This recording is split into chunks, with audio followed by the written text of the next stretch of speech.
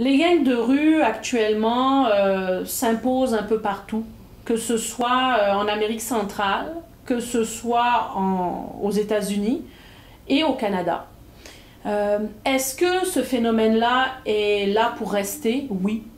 Il n'y a aucun phénomène criminel qu'on peut éliminer totalement. Par contre, actuellement au Canada, on n'est pas comme aux États-Unis. On n'a pas le même nombre de gangs, on n'a pas la même problématique.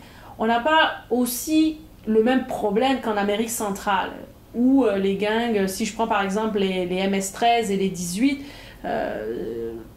disons que c'est vraiment un contrôle absolu. Ces gangs-là dominent dans cette zone de l'Amérique.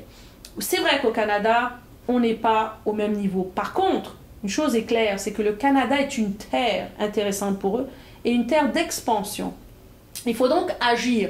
Si nous ne faisons rien, que ce soit au plan de la prévention, de la lutte à la pauvreté, au plan de la répression, mais aussi au plan de la réhabilitation, on se retrouvera un jour ou l'autre, comme aux États-Unis, comme en Amérique centrale. Il ne faut surtout pas minimiser le problème, mais il ne faut surtout pas aussi l'amplifier. Il faut avoir un diagnostic clair de ce qui se passe actuellement au Québec et au Canada pour pouvoir mettre les mesures et les actions concrètes face à ce phénomène-là, non pas pour l'éliminer, parce que ce serait utopique de croire qu'on peut éliminer les gangs de rue, mais pour les endiguer, pour empêcher le fait de leur multiplication et de leur expansion. Actuellement, je ne suis pas optimiste, parce qu'actuellement, des bandes émergentes, on en voit fleurir un peu partout, des gangs qui se renforcent, qui deviennent des bandes majeures, plus organisées, plus d'argent, plus de contacts, plus de réseaux.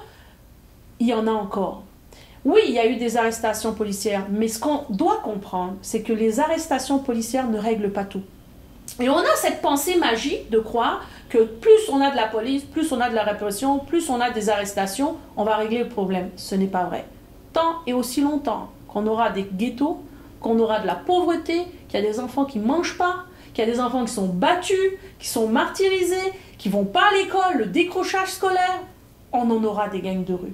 Parce que ce phénomène-là, ces gangs-là se nourrissent de ça pour recruter des jeunes qui croient, qui pensent qu'ils vont trouver l'argent, la famille, les filles, le luxe, la valorisation, le respect, l'honneur dans ces groupes-là. Donc tant que nous, en tant que société, on ne sera pas capable de donner de l'espoir d'un monde meilleur à nos jeunes, les gangs de rue sont là pour rester.